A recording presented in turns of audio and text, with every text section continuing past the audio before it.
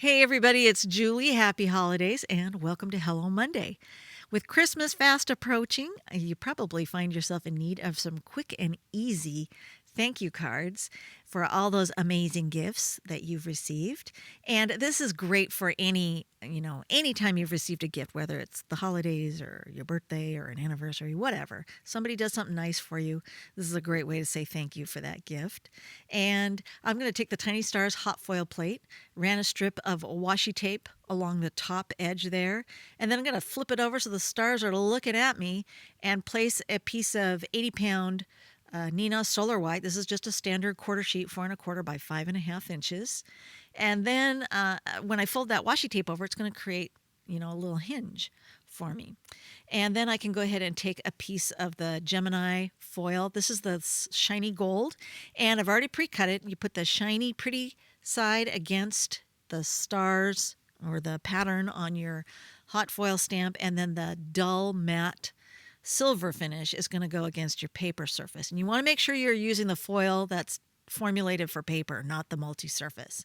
Now, I preheated my platform and the light turns green and it beeps at me when it's ready. And I also have a 15-second timer that I put on there. So once it beeps at me that it's preheated and ready to go, I put my hot foil stamp sandwich on there, put the top plate on, and then hit the start button, and it will count down 15 seconds. And then it will beep at me again to let me know it's ready to go through the Gemini Junior machine. I love using this press. If I have my projects ready to go, I'll re-engage the platform to the power right there at the connection point. And if I don't have my projects ready to go, or it's going to take me some prep time, I'll leave it disengaged until I'm ready to go again, and then start preheating it again, which doesn't take long actually. So now I'm going to let this cool completely, and then I'm going to flip it over so I can do the big reveal, because it's always magical when you pull that foil away and you see all those shiny gold stars.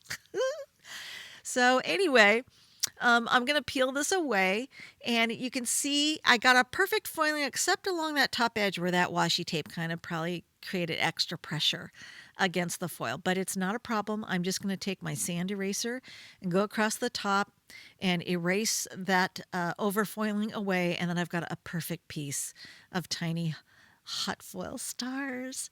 So now I'm going to cut this panel in half, and just the reason for that is I think that's going to be a pretty good size for the project I have in mind. And then I'm going to take these mini tags. Now, I already ran these through before I separated them to create a stamping jig. So once I've done that, and I do this with all my dies, I create a stamping jig right from the get-go when I first get my dies, and then I save it. I store it inside the pouch with the dies so that the next time I need it to mass produce something, it's available and ready to go. Now, I took the tag shape that's got the rounded dome, and I pre-cut a whole bunch of those tags, a whole stack of them. And this is where my jig is going to come in handy.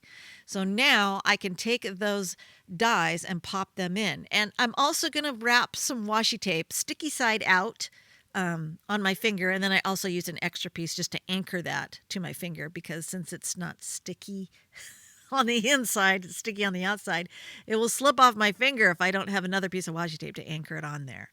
So now I'm going to pop my tags in there and ink up with some Poppy. This is by Concord 9th. It's beautiful red ink. And then I can use my washi tape finger as a quick ejection tool to get those die cut shapes, pop them out of the jig. Or sometimes if the tag sticks to the stamp, like you're going to see me go pretty fast here. I mean, I did speed up the video, but in real life, it goes super fast.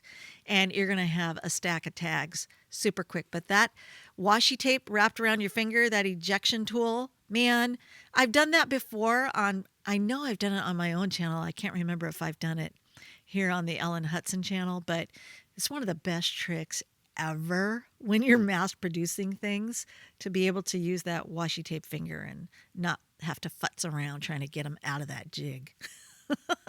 So now I have a whole stack of these really cute teeny tiny tags. And then I'm going to take my foil stamped panel here. And like I said, I got 2 of them because I cut that quarter sheet in half. But it's not as sturdy as I would like it to be. So I'm going to add a 110-pound cut to the same size on the back of it. And that's just going to give it extra weight and make it thicker, almost like chipboard. So now that it's this sturdy, I can take my twine, and I love this twine because it's just got some nice heft to it. It feels nice. It's all cottony, and I love those peppermint candy cane stripes. And I'm going to wrap that around just like I would a gift package. And then I'm going to grab my cross-lock tweezers. These are by EK Success, and I love it because they clamp down when you release, but then when you squeeze them, that's when they let go. So they're a reverse action.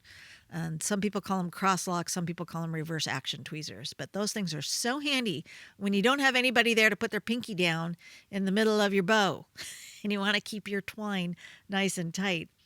Now I'm going to position my little tiny tag there, and it's already got a hole punched, but this is one of my favorite tricks, is to just snip a little slit from the edge to the hole, and then I can slide it right onto my twine wherever I want, or my ribbon, depending on, the size of the tag.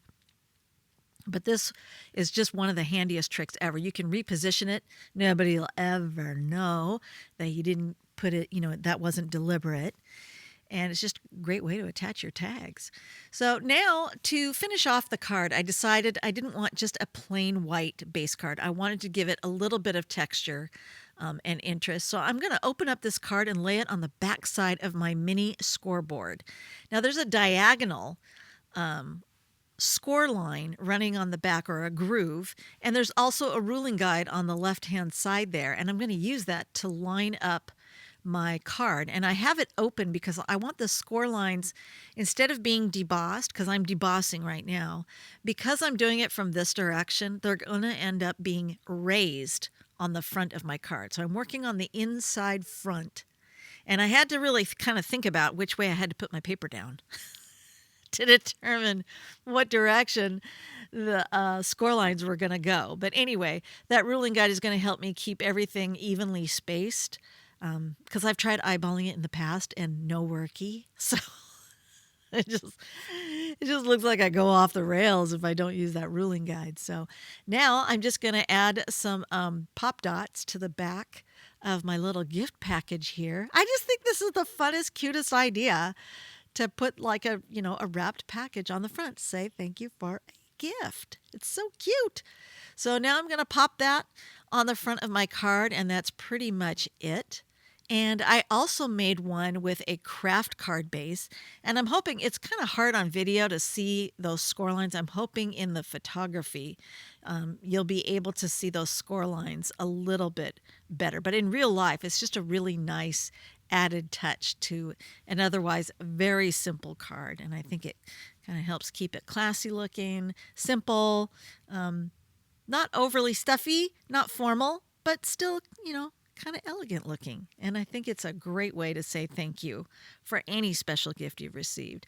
Happy holidays, Merry Christmas. I hope you have a good one, and thanks for watching.